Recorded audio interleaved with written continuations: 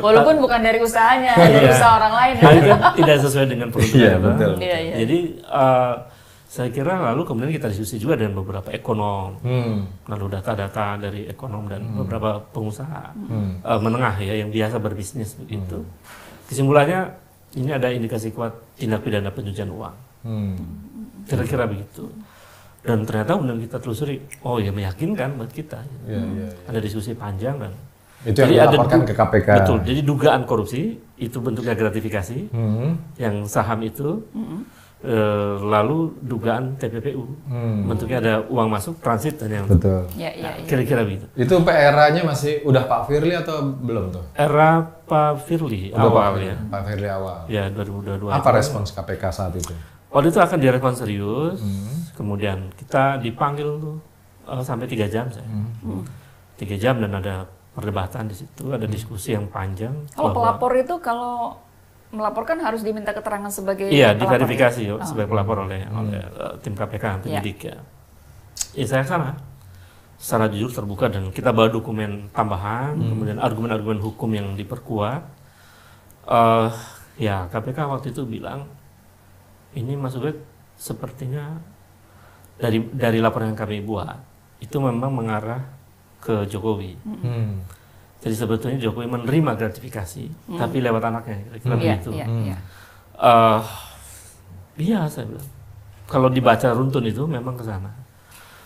Terus kami harus panggil presiden, kata KPK ini.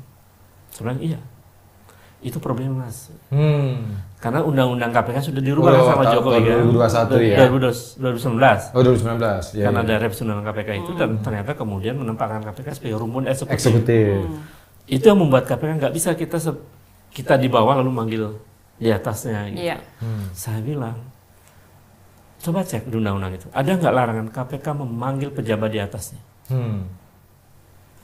Kalau tidak ada larangan, memungkinkan. Tapi nggak bisa Mas, ya pokoknya begitu.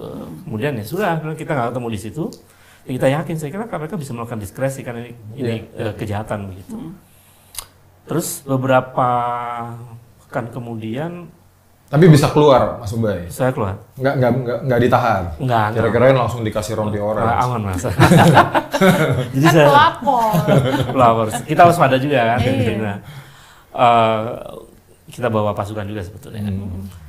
Lalu tiba-tiba KPK membuat pengumuman tuh lewat jubirnya apa Gufron ya, Pak Gufron nggak salah, bahwa laporan saya itu dianggap sumir karena tidak ada pejabat negara. Saya kaget di situ, langsung saya bantah di banyak media. Ini KPK nggak baca atau apa itu? Soal gratifikasi kan bisa terkena keluarga, dirinya dan keluarganya. Akhirnya saya sebutkan, itu ada pejabat negara di situ, namanya Joko Widodo. Ada pejabat negara di situ, ada duta besar.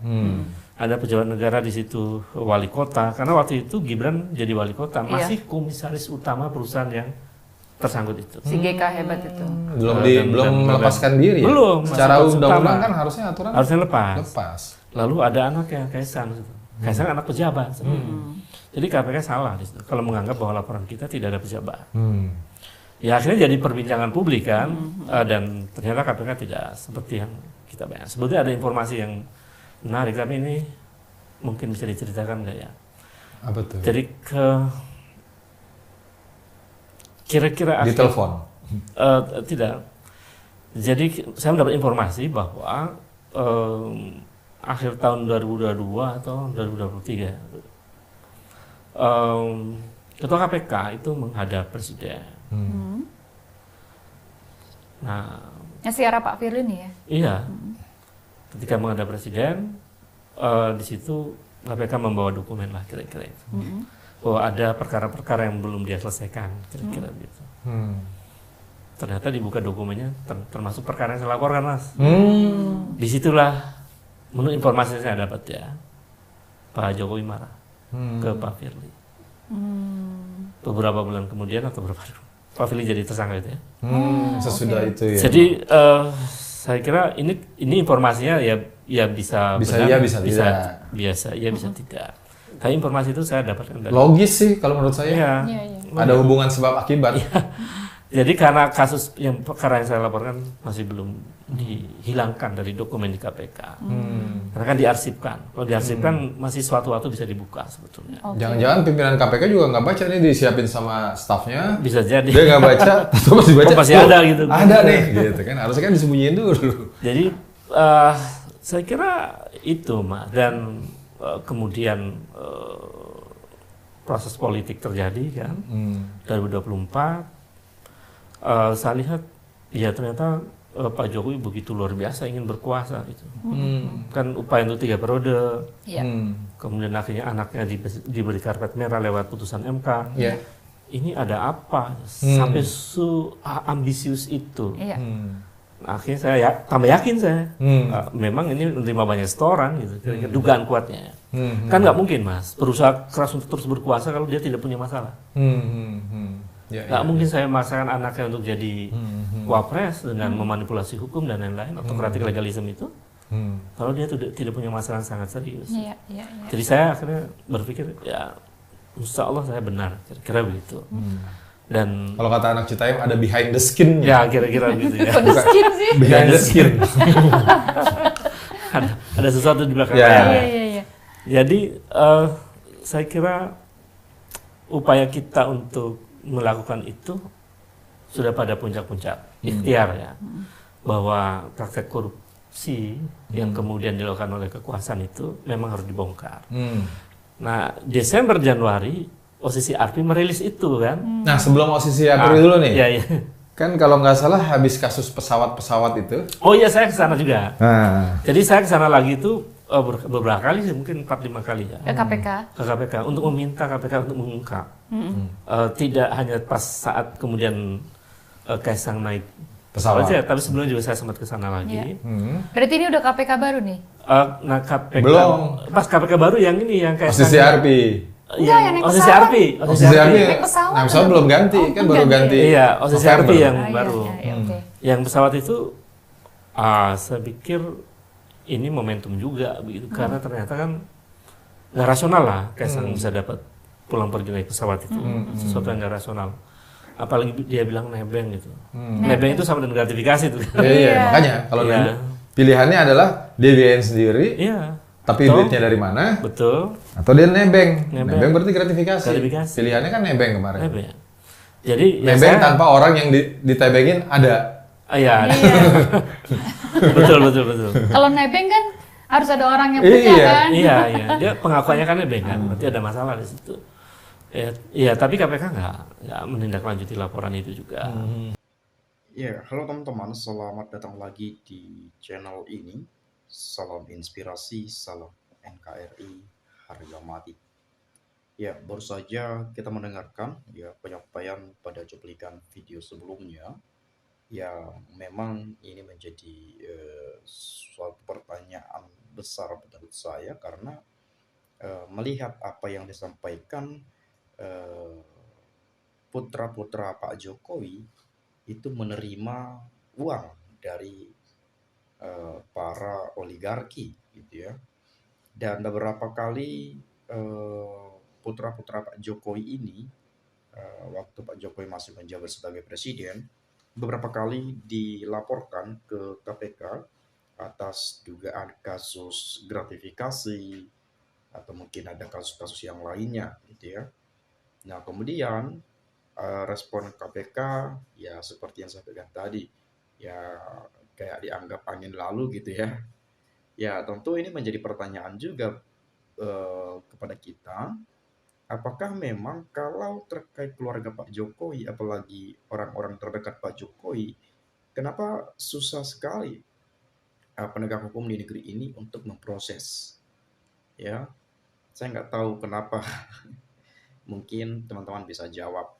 Nah, masalah misalnya kasus Blok Medan, ya, yang pernah menyeret Bobi Nasution, dan kemudian sampai saat ini KPK tak mengungkit dan tak ada lagi tindak lanjutnya.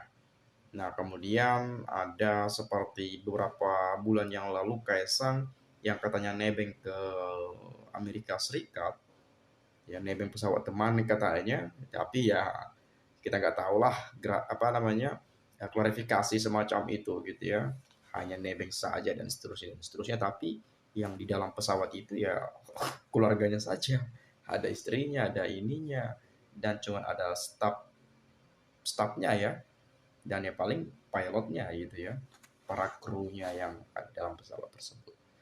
Ya, sedangkan pemilik pesawat saja pun nggak ada di sana.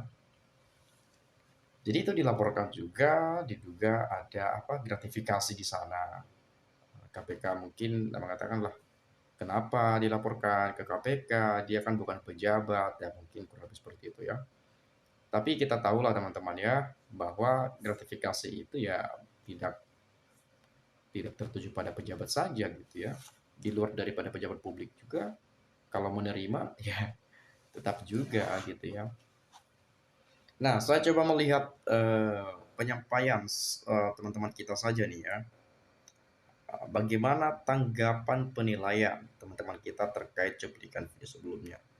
Saya coba melihat dari Muhammad Azhar ya. Setio menerangkan segala dugaan tindak pidana korupsi harus ada bukti, baik dokumen, pendukung maupun alat bukti lainnya. Harusnya ini saya nggak tahu ya, atau saya salah gitu ya. Kalau misalkan kita melaporkan harus ada bukti, ya memang ada bukti. Tapi kan kalau kita nggak punya bukti, kita kan pakai logika berpikir kita bahwa kita menduga. Artinya ketika kita menduga, kita laporkan ke KPK, ya harusnya menurut saya ya KPK juga harus mengambil sikap untuk memeriksa lebih lanjut, dan juga kalau boleh mencari beberapa bukti-bukti juga menurut saya. Ya tidak hanya si pelapor saja yang harus memberi bukti gitu ya, menurut saya gitu ya. Ya ada kalanya juga si pelapor barangkali nggak ada akses untuk mendapatkan bukti atau yang lainnya gitu ya. Tapi entahlah pikiran saya yang salah atau bagaimana ya, silakan teman-teman koreksi juga nanti. Korupsi itu minimal harus ada dua bukti. Dialog ini semuanya baru asumsi. Kasus hukum tidak cukup omong-omong, harus ada bukti yang valid. Oh ini MM saja ya. Fajar Mulyono atau apa sih? Ya, di spam.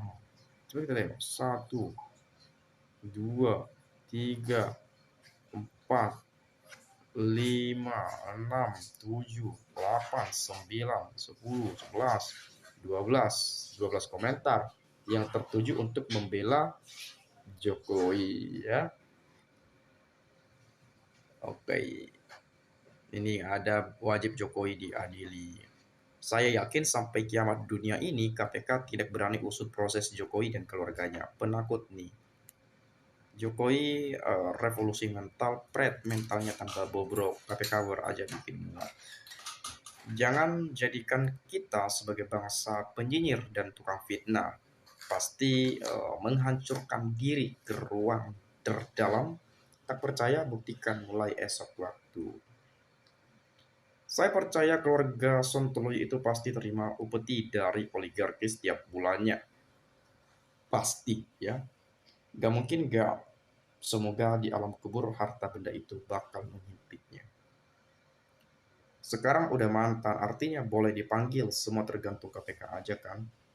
Ya gimana ya teman-teman ya, sebetulnya mau presiden, wakil presiden, menteri, siapapun kalau di mata hukum itu harusnya itu sama sebetulnya. Jadi hukum itu memang ya nggak ada yang kebal hukum lah gitu ya. Mau presiden kah, kalau memang ada bukti-bukti misalnya ya, kalau ada bukti ya 2, 3, 5 bukti yang sudah valid, ya KPK juga harus panggil juga sebetulnya, atau Kejaksaan Agung atau lembaga-lembaga terkait yang memang memiliki wewenang dalam menindaklanjuti misalnya seperti itu ya. Jadi apapun jabatannya, saya rasa di mata hukum itu sama gitu ya. Sama semua. Tapi tergantung bagaimana penegak hukum ini menjalankannya gitu ya. Yang paling mujarab segera menerima karma. Ini udah bosan juga saya dengar-dengar karma. Sesekali jangan repotkan Tuhan lah gitu ya. Kalau kita bisa bertindak misalnya proses ya proses. Kalau kita nunggu karma, nunggu karma, nunggu karma terus menerus, kapan? Kita nggak tahu karmanya ini kapan datang. Memang pasti ada, pasti datang, tapi kita kan nggak tahu. Kita perlu lihat juga sebetulnya bagaimana kondisinya saat ini gitu ya. KPK cemen, kenapa nggak berani periksa Jokowi beserta anak dan mantunya? Sudahlah, bubarkan saja lembaga KPK itu yang tak bernyali. Beraninya cuma sama Hasto dan Tom Lembong. Lah yang milih Jokowi pimpinannya, Prabowo nggak kebagian milih pimpinan KPK mau periksa Mulyono.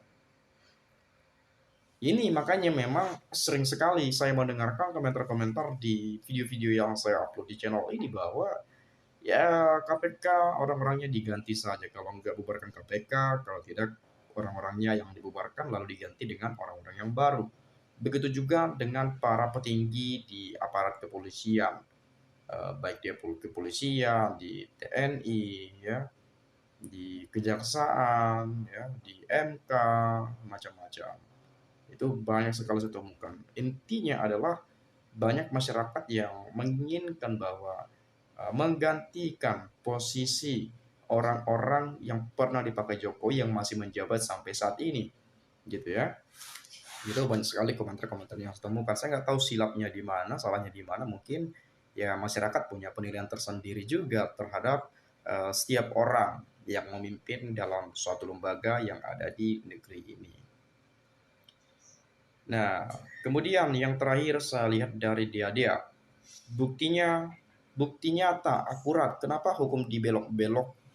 Gak malukah hidup sekali glamor-glamor, hura-hura, pesta pora, hasil harta gak halal diketahui seluruh dunia, nyawa dunia maya gak berbahaya tak?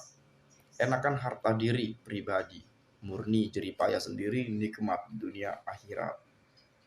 Ya teman-teman, tadi coba saya lihat ini yang terakhir. Ini info yang jelas-jelas nyata kebenarannya. Tapi kenapa si Fufu Fafa dan Kaisang terang-terang saja? Kayak nggak bersalah aja. Ayo rakyat, dengar dan buka mata hati kalian semua. Ini fakta. Kalau Anda ingin membela negeri ini, ayo kita bantu Pak Ubed untuk melawan kebatilan ini. Ya, mungkin itu saja. Tapi teringatnya dulu ya, saya baca nama Kaisang di sini tadi. Kaisang akhir-akhir ini jarang muncul di publik ya. Biasanya kan muncul tuh ya. Tak bawa ayam lah, bawa inilah, bawa itulah, pakai kostum Wafa lah, pakai apa kostum apa namanya, baju-baju sablon anak Mulyono, adik Wafa dan lain seterusnya ya. Sekarang sudah mulai hampir jarang saya lihat ya di publik ya. Saya nggak tahu ada apa ya, atau bungkam, nggak tahu juga. Oke, itu mungkin teman-teman yang dapat saya sampaikan. Terima kasih. Kalau ada yang salah, silakan dikoreksi ya. Sekali lagi saya ucapkan terima kasih. Salam inspirasi, salam NKRI, harga mati.